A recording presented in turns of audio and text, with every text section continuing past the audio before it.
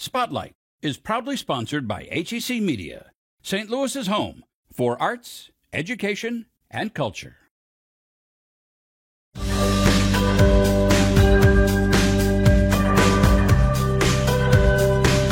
Today on Spotlight, meet a pioneering woman at WashU who's bringing a modern movement to research and innovation. Plus, the first African-American millionaire, how this philanthropist forged this path in St. Louis. And then helping women change careers or grow into their existing careers. But first, the story of 6 women who were on the front lines of World War II. It's Sunday, and you're watching the multiple Emmy Award-winning Spotlight. Bold, ambitious, brave. You may not recognize these women's faces or know their stories, but what they wrote, photographed, and broadcast revolutionized the narrative of World War II and paved the way for future female journalists. They were there when the bombs were going off and the battles were being fought. They were willing to go anywhere where the story was, but also they were incredibly adept at cultivating sources, at knowing who to talk to. And because of that, they regularly scooped their male counterparts, even interviewing Mussolini and Hitler. Hugely competitive, and she would drive through air raids literally to try and get to a phone faster than anyone. War reporting isn't easy for anyone, but as Judith McCrell writes in her book, The Correspondence, it was made even more difficult for these women who sought out clever and often dangerous ways to get the story. They were just finding loopholes and sneaking their way to the front. Since prejudices and bureaucratic restrictions barred them from the press corps until 1944. It was extraordinary. Author Judith McCrell introduces us to these 6 trailblazers and their harrowing experiences. There were death threats, there were threats to incriminate her as a spy, her phone was tapped, her sources were murdered, and she kept on writing about the Nazi Party until 1941, which was amazing. Plus, she talks about how she discovered their stories. And I was thinking, who is this extraordinary self-possessed young woman, not only to stand up to Hemingway, but to be in that situation in the first place. And discusses their incredible highs and lows of reporting during World War II. It was this very kind of paradoxical thing that it was both the most exciting and fulfilling and complete experience of their lives, when all of them had the satisfaction of feeling they were caught up in something so much larger than themselves, but then also knowing that it was an experience that had changed them utterly and made it very difficult for them to live an ordinary life again. As people read this, journalists, women, what do you hope the takeaway is? I mean, or what is the takeaway, that you experienced? Well, I think it's been great the last few years how war historians are now acknowledging the importance of the female voice, not simply what women suffered, but also what women contributed to the fighting of wars and the reporting of wars. So I would be proud to think that I've added to that knowledge about women in war. I'd like to correct perhaps the misconception that generation were, quite conventional, quite, not great feminists. I mean, they were hugely competitive with each other, but they believed they were as good as, if not better than men, and they went out to prove it. They tried to evoke what it was like for individuals, whether it was individual soldiers or individual civilians, to put that at the heart of their reporting. And there were men who did that too, but I think it was a more distinctive feature of women reporters. I think they were kind of allowed to do that perhaps more than the men were. Mm-hmm. And certainly that's what they wanted to do. And it's interesting, if you talk to some of today's women correspondents, foreign correspondents, they regard these women as the generation of pioneers and also as examples to which they feel they need to live up.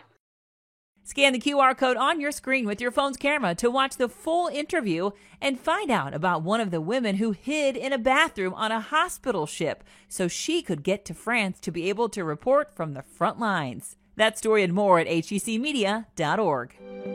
For more St. Louis stories, subscribe to the HEC YouTube channel. Spotlight STL from HEC Media. Dr. Diana Parra-Perez is making her mark at WashU by bringing something new to department leadership, staff, and students. It's the science of mindfulness. Mindfulness is the ability to stay present with whatever is happening at the moment. Sometimes we tend to be too much focused on the past or in the future, and rarely are we ever fully present. She says mindfulness-based approaches, such as sound meditation, can be used as mental health practices. For example, helping people to think through overwhelming emotions and problems to better handle stress. The best tool that we have, all of us, is right under our nose, and that's our breathing. So breathing is something that we do unconsciously all the time. We don't realize that we're breathing, but we are. And to really sense like everything that is happening as you inhale, as you exhale. Parra-Perez is an assistant professor at the Prevention Research Center at the Brown School at Washington University. Over the years, she focused on practicing yoga and adapting mindfulness while helping an underserved community in St. Louis. Latina women, I started seeing the changes in their own lives, dealing with a lot of stressors from immigration, from having to move to a new country. That really just opened my mind. Then she saw the need for mindfulness to serve a greater role, making it part of pioneering collaborative research at one of the world's leading research institutions, WashU. And it really started just as a group of like-minded people that were interested in mindfulness, both from a research perspective, but also practice, as well as teaching. She became a founding member and co-lead of the Mindfulness Science and Practice Cluster at WashU. Any discipline can look at this, right? So we funded a study, faculty member who is doing sound research, right? So she's looking at what are some of the different frequencies that are more conducive to a relaxation response. From the med school, we have another faculty member that is looking at chronic pain and also Parkinson's. And she has actually shown that people with Parkinson's, when they engage in these mindfulness programs, they have less freezing of gait. It's bringing together a diverse set of researchers and scholars in the arts and sciences. We as a team came together to see how mindfulness programming, as well as mindfulness training for leaders, could contribute to make more equitable decisions that will directly impact women in STEM faculty. This is an advanced grant, which is a mechanism that the National Science Foundation has to increase equity in STEM. It's very innovative, be geared towards women faculty in STEM. And it's leading Parra-Perez on her own new area of research. She's studying how mindfulness approaches may better protect Latinx older adults at risk for Alzheimer's disease. Research studies that have included mostly white older adults, but we're lacking on that for Latino people, right? And we collaborated between neuroscience, psychological and brain sciences, and we're going to be doing some functional MRI imaging, and then my area of expertise, which was how do you implement this into the community. It's just one of the ways WashU is studying mindfulness practices. Dr. Parra-Perez is also an advanced yoga teacher and mindfulness facilitator on campus. She's a big reason why this modern mindfulness movement is at WashU, growing in communities in St. Louis and becoming part of new research that can one day improve lives in communities around the world. Go to hecmedia.org for the arts and authors, Completely accidental because I never set out to write a book. culture and community, It's considered to be the oldest organic farm west of the Mississippi. science, I'm wearing 3D glasses, operating on a high-definition screen. and history. I was really blown away by the strategy that was used through the Underground Railroad. Education, I look forward to the day when they graduate high school. I want to be a part of that. films, It's a long cost penny. Finding the coin places the site firmly in the 13th century. what's happening now around St. Louis, and more. This is powerful, seeing my mother's story being told. Search all of HEC Media's award-winning content. HEC Media has earned the Mid-America Emmy Award for Overall Excellence 4 times. See for yourself at hecmedia.org. History Spotlight, brought to you by HEC Media and the Missouri Historical Society. Hi, I'm Dr. Jody Sowell from the Missouri Historical Society, and this is History Spotlight.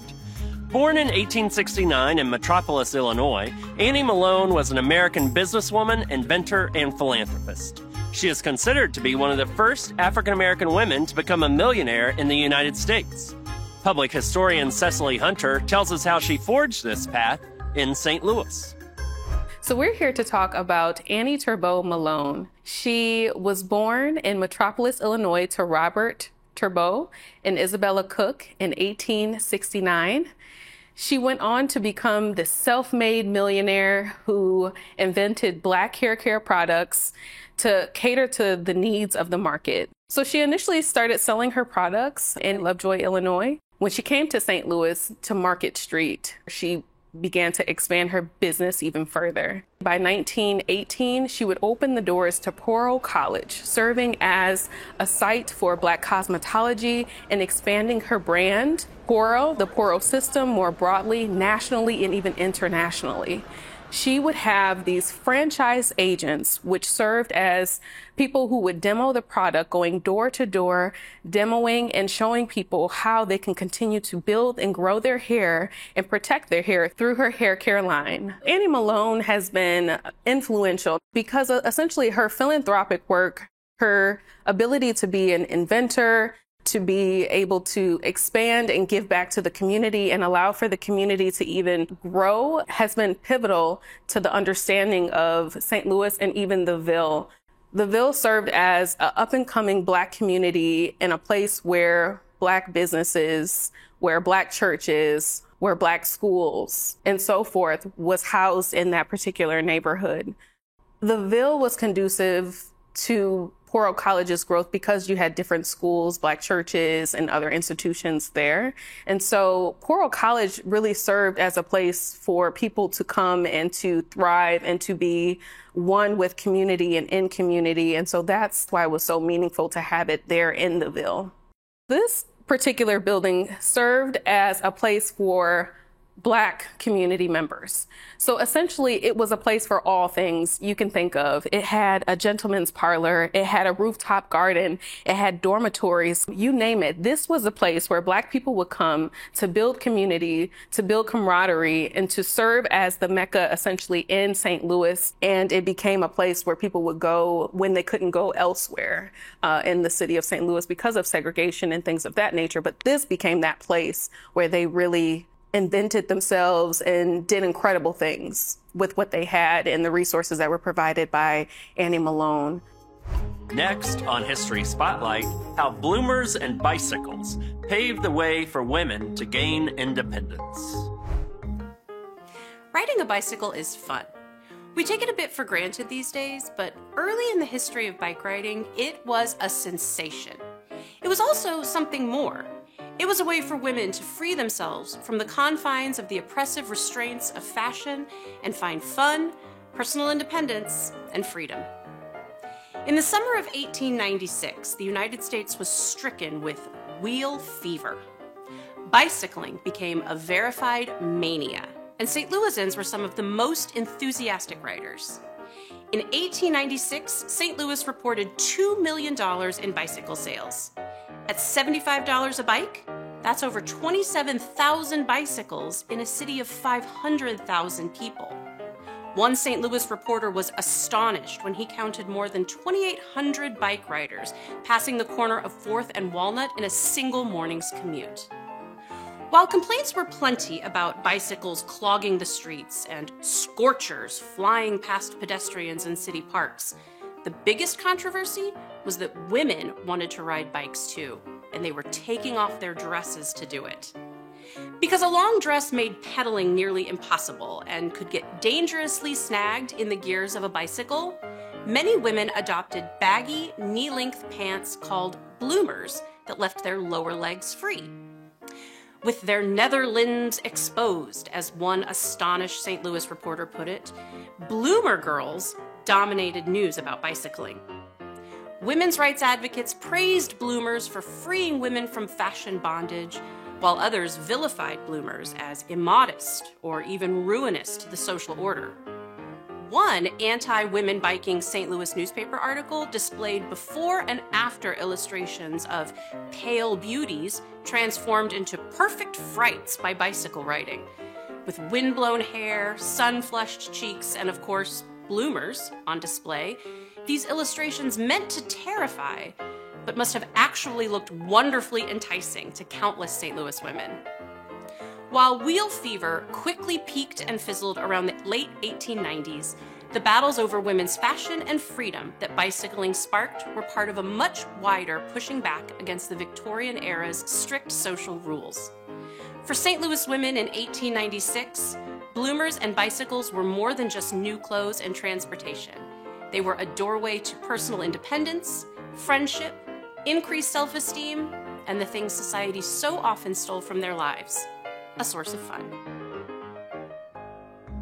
To learn more about the Missouri Historical Society, visit mohistory.org. Later on Spotlight, what used to be the largest hospitality business in the world.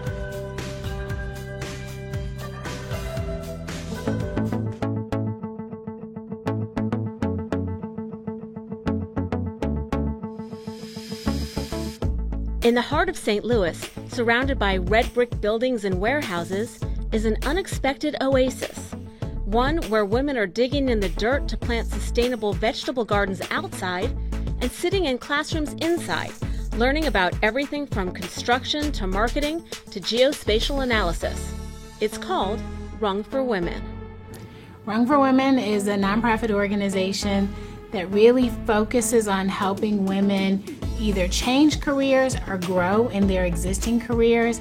Our entire goal is we want women to move up the rungs of the economic opportunity ladder and attain more wealth. Rung opened our doors in August of 2020. We had our first cohort in March of 2021, and in 1 year we have served almost 300 women. In particular, Rung helps connect its members to careers where women are typically underrepresented, in industries that have significant growth potential but don't require a bachelor's degree. We know that St. Louis is certainly growing a location for geospatial roles, growing in technology, growing in entrepreneurship. So we really focus on those areas of growth so that, again, we look down the road, those roles won't be obsolete or automated in the next 10 to 15 years.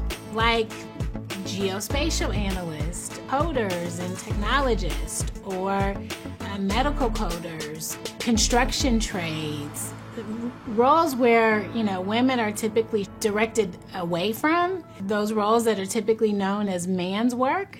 We really are working with women to expose them to these career pathways and to connect them directly to employers. That geospatial learning comes through a computer-based course with Maryville University that offers a certificate in geospatial analysis. It's a separate course developed for Rung, specifically for the skills that the 3 companies we partnered with said that they would need if they were to hire somebody from Rung. They will collect satellite imagery of different locations, and they have to analyze what's there and mark so that you can say, it's a road, it's a hospital, it's this type of building, it's this type of geology, and that's what they do with the data. One of the first women to go through that program was Demisha White. Demisha left college after a year and had a good-paying job with Amazon, but felt stuck and wanted to do something else with her life. She just didn't know what. When I came here, I was just open. I didn't even know, I knew that they had opportunities for career change, but I had no even idea what kind of career I wanted to change or what I wanted to go into. Here they introduced me to the geospatial industry. And eventually, after I finished the 6 months course, I enrolled in the ArcGIS program through Maryville University, where I completed a certification in 90 days, which got me the job right now that I'm in with Maxar. Right now, I'm a 3D geospatial production technician. Basically, I look over 3D maps and I correct them. I'm looking for any errors or any issues. So I just surf over maps. It's very cool. I am probably like most women. Had never thought about it, had never been steered in that direction. You know, we call it occupational segregation, those roles where, you know, women just aren't talked about in geospatial. And so we are just really excited to be able to partner with organizations like Maryville University, who really helped us create the curriculum so that women could get trained quickly for those new opportunities in the geospatial industry. We love RUNG. We love what they stand for. We love what they do and the people that they serve. It's very much needed in this city to look for women in a stable environment who are trying to improve their economic conditions. So we're very much mission aligned with RUNG. I would definitely tell somebody this is the place to come. I wouldn't have never imagined my life would be how my life is right now. And this all has happened in over 365 days. I would say give yourself the time and put in the effort, you will be rewarded. You're going to have a great outcome. Your life is going to be better.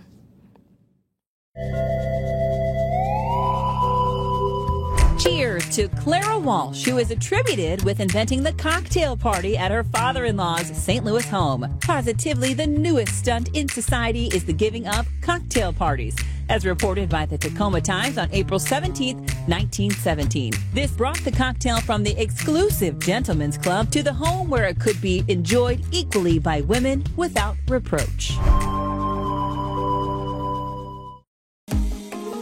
HEC Media. Recognized, celebrated, honored time and again for excellence in the industry. Find all of the award-winning content at hecmedia.org. What do the Old West, trains, fine food, and St. Louis Union Station have in common? Author Stephen Freed will tell you. Fred Harvey and his Harvey Girls. The Harvey Company in its heyday was the largest hospitality business in the world. Freed wrote Fred Harvey's biography, Appetite for America, and describes the transplanted Englishman as Ray Kroc before McDonald's and J.W. Marriott before Marriott Hotels. Harvey started his first restaurant in St. Louis in the late 1850s. And then he got out of the business for a number of years. And then in his early 40s decided to get back into it because he traveled the railroads a lot. What Fred Harvey found as he traveled out west during the glory days of train travel was that the food was terrible at each stop. You know, keep in mind, there weren't Union stations then. Railroads had their own tracks, their own stations. Harvey believed that clean, well-organized restaurants with good food and efficient service would lure travelers. The owners of Atchison, Topeka, and Santa Fe Rail Line agreed, and the first chain of Harvey restaurants were built with some 60 locations in what was considered cowboy country. And so they started very small, just in Kansas. They expanded into Colorado, into New Mexico, into Arizona, and then all the way across to the Pacific. But the men hired to serve along the railway didn't meet Harvey's high standards. His next innovative idea was recruiting educated young women called Harvey Girls.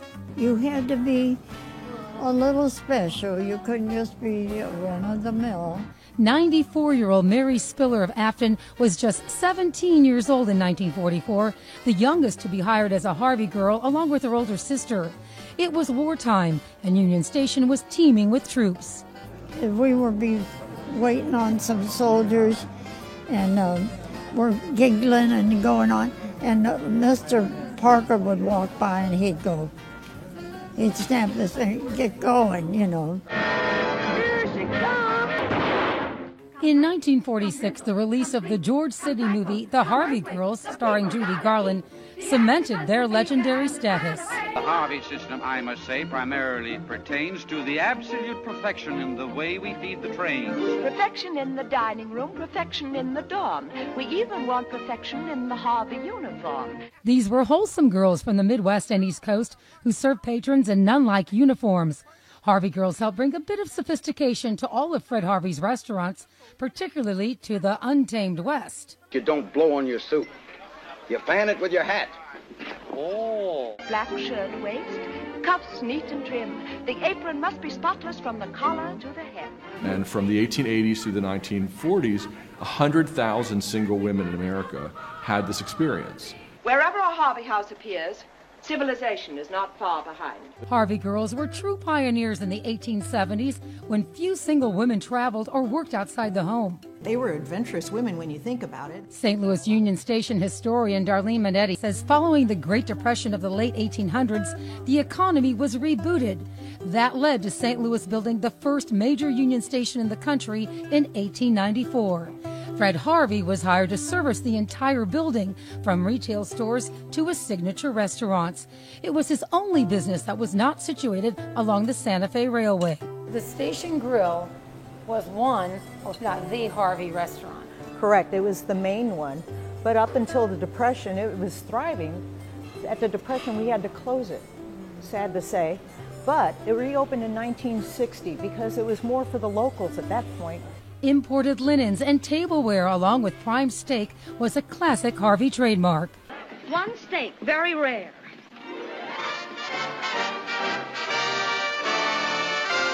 Not everyone could become a Harvey Girl. It was something of a status symbol. They had to be single between the ages of 17 and 30, be able to travel, and sign a 6-month contract. They also went through some rigorous training. They were very strict about what you did, the way you did it, and everything. In 2019, during the 125th anniversary of St. Louis Union Station, Mary returned to the place that meant so much to her so many years ago. And it always was special in my life. She kept an ashtray and her uniform bow tie, but Mary says her older sister left with much more. There was a soldier that was transferred, and she waited on him one day, and he was stationed at Jefferson Barracks, and she wound up marrying him. While Fred Harvey may not be a familiar name to many, the contribution of his Harvey Girls along with St. Louis Union Station may be his lasting legacy in the Gateway City. The apron must be spotless and must have the proper swirl. That's the first requirement of a Harvey girl. Next week, how a local sculptor restores the luster to a bronze bust you'll see at Busch Stadium. Plus, a sport designed for people who are blind or have low sight. Thanks for watching Spotlight. Join us next Sunday at 9:30 a.m. on KPLR 11.